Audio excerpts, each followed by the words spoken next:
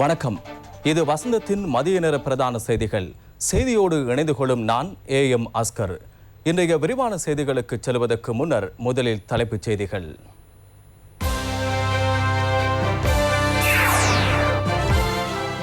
அர்ஜுன் மகேந்திரன் ஹர்ஜான் அலெக்சாண்டராக பெயர் மாற்றம். பாதாள உலக செயற்பாடுகள் சிறைச்சாலைகளில் முன்னெடுக்கப்படுவதாக பாதுகாப்பு செயலாளர் தெரிவிப்பு. வெளிசர கடற்படை முகாமை மீள திறக்க தயார்படுத்தல்கள். இலங்கை சினிமாவுக்கும் கத்தோலிக்க மக்கள் மேம்பாட்டிற்கும் பங்காற்றிய அருட்தந்தை ஏர்னஸ்ட் மறைவு. இனவாதம் மற்றும் போலீஸ் அடக்குமுறை தொடர்பாக ஐநா மனித உரிமை பேரவையில் அவசர விவாதம்.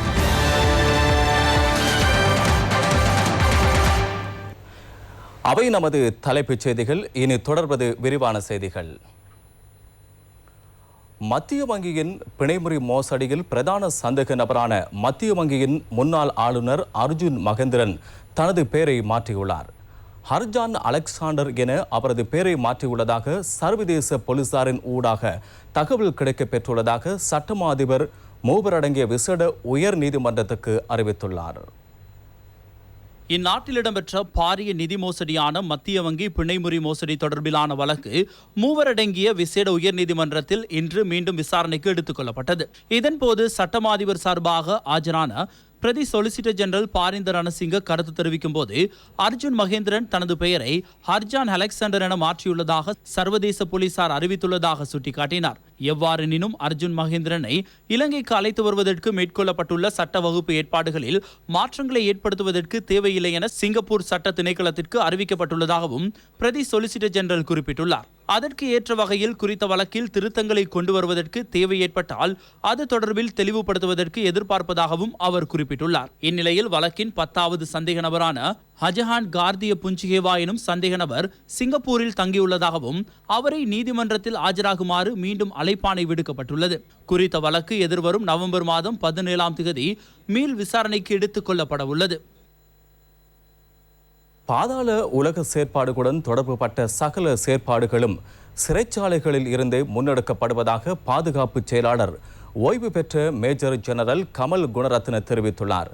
அதற்கு சிறைச்சாலைகளில் உள்ள ஒழுக்கமற்ற அதிகாரிகளின் ஒத்துழைப்பு கிடைக்கப் பெற்றுள்ளதாகவும் அவர் தெரிவித்தார்.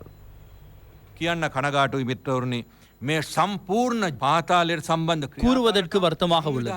பாதாள உலக செயற்பாடுகளுடன் தொடர்புடைய குற்ற செயல்கள், திட்டமிடப்பட்ட செயல்பாடுகள், போதைப்பொருள் வர்த்தகம் மற்றும் கப்பம் பெறுதல் உள்ளிட்ட செயற்பாடுகள் அனைத்தும் சிறைச்சாலைகளில் இருந்தே முன்னெடுக்கப்படுகின்றன. எவ்வாறு சிறைச்சாலைகளில் இருந்து முன்னெடுக்கப்படுகின்றது என்பது உங்களுக்கு பெரும் பிரச்சனையாக இருக்கலாம். அது தொடர்பில் ஆராய்ந்து இந்த செயற்பாடுகள் சிறைச்சாலைகளில் முன்னெடுக்கப்படுகின்றமையை தடுப்பதற்கு நடவடிக்கை எடுக்கப்பட உள்ளது.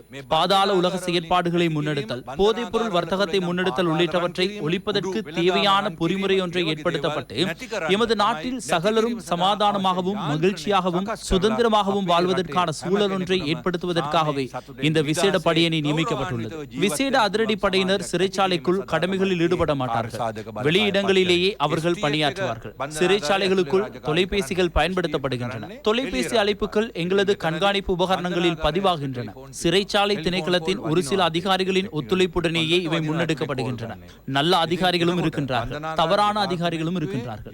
எந்த ஒரு நிறுவனத்திலும் தவறானவர்கள் இருக்கின்றனர். அவர்களின் ஊடாகவும் வேறு வழிகளிலும் இவை சிறைச்சாலைகளுக்குள் கொண்டு செல்லப்படுகின்றன.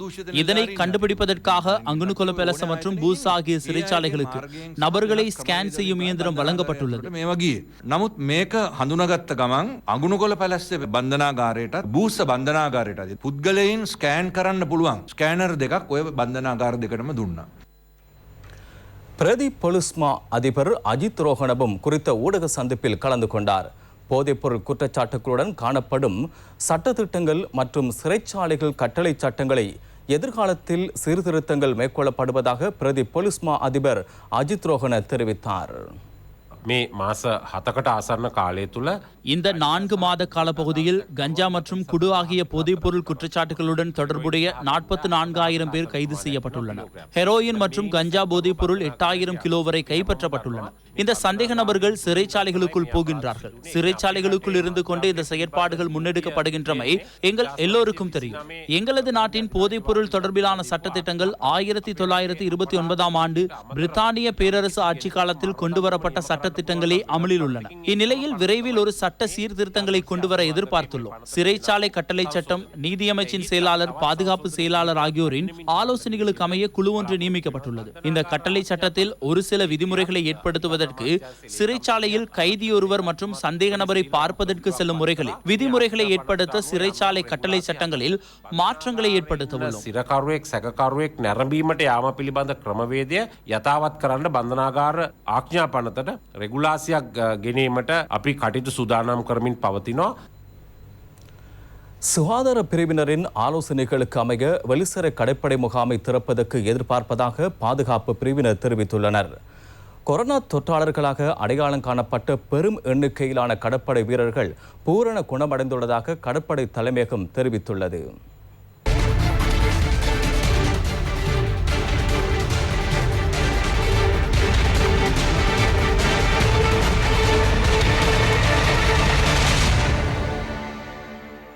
நாட்டில் இனங்காணப்பட்ட கொரோனா தொற்றாளர்களின் எண்ணிக்கை 1905 பதிவாகியுள்ளதாக சுகாதார மேம்பாட்டு பணியகம் தெரிவித்துள்ளது. அவர்களில் 1342 பேர் பூரணமாக குணமடைந்து வைத்தியசாலைகளிலிருந்து வெளியேறியுள்ளதாக சுட்டிக்காட்டப்பட்டுள்ளது.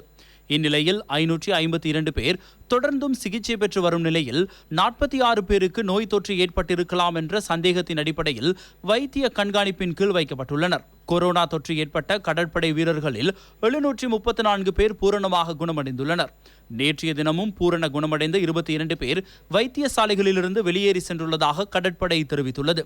வெளிக்கந்த வைத்தியசாலையில் சிகிச்சை பெற்ற 3 பேரும், கடற்படை பெரிய வைத்தியசாலையில் சிகிச்சை பெற்ற 14 பேரும், மினுவாங்கொட வைத்தியசாலையில் சிகிச்சை பெற்ற 4 பேரும், ஹோமாகம வைத்தியசாலையிலிருந்து ஒருவரும் குணமடைந்து வெளியேறியுள்ளனர். அதன் அடிப்படையில் சுகாதார தரப்பினரின் ஆலோசனைக்கு அமைய விரைவில் வெளிசர கடற்படை முகாமை திறப்பதற்கு எதிர்பார்ப்பதாக பாதுகாப்பு செயலாளர் ஓய்வு பெற்ற மேஜர் ஜெனரல் கமல் குணரத்ன தெரிவித்துள்ளார். கொரோனா பரவலை கட்டுப்படுத்துவதற்காக சுகாதார பிரிவினர் வழங்கியுள்ள ஆலோசனைகளை பொதுமக்கள் பின்பற்றுகின்றமையினால் நோய் கட்டுப்பாட்டு நடவடிக்கைகள் உயர்ந்த மட்டத்தில் காணப்படுவதாக ராணுவ தளபதி லெப்டினன்ட் ஜெனரல் சவேந்திர சில்வா குறிப்பிடுகின்றார்.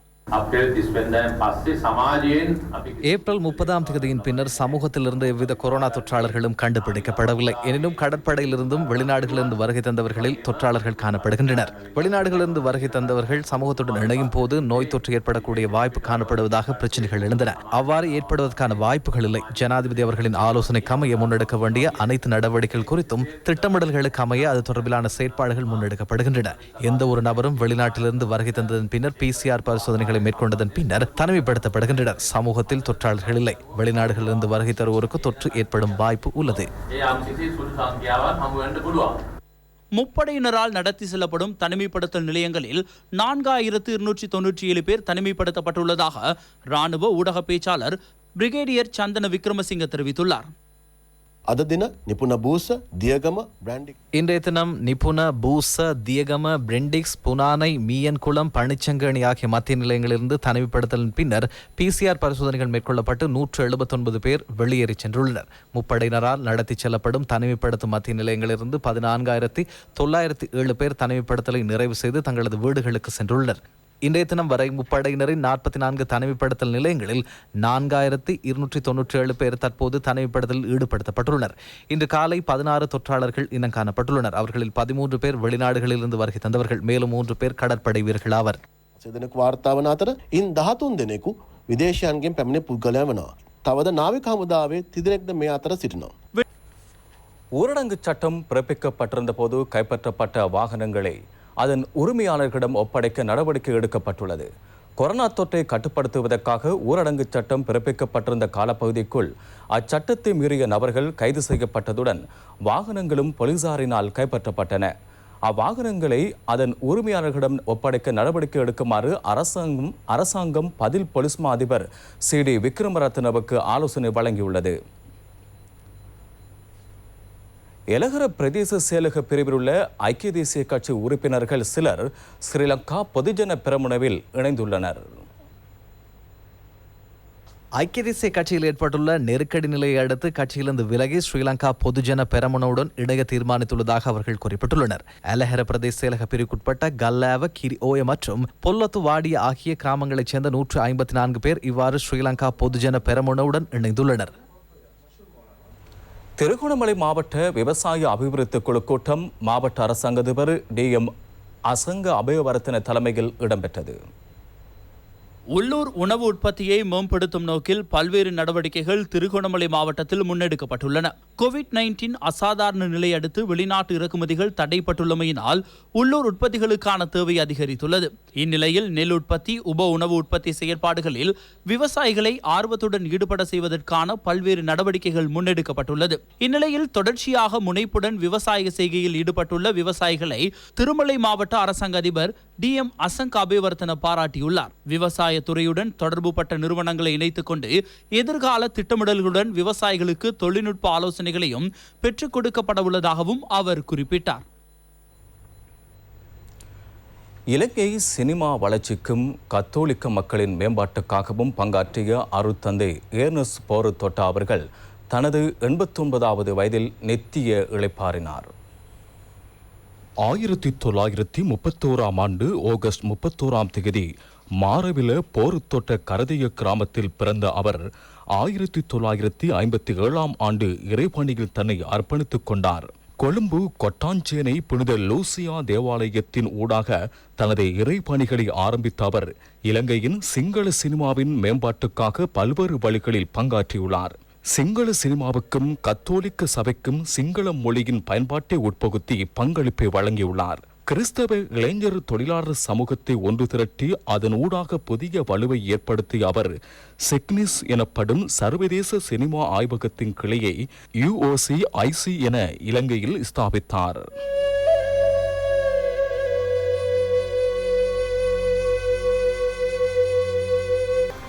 வசந்தத்தின் இன்றைய மதிய நேர பிரதான செய்தி அறிக்கை நிறைவுக்கு வருகின்றன.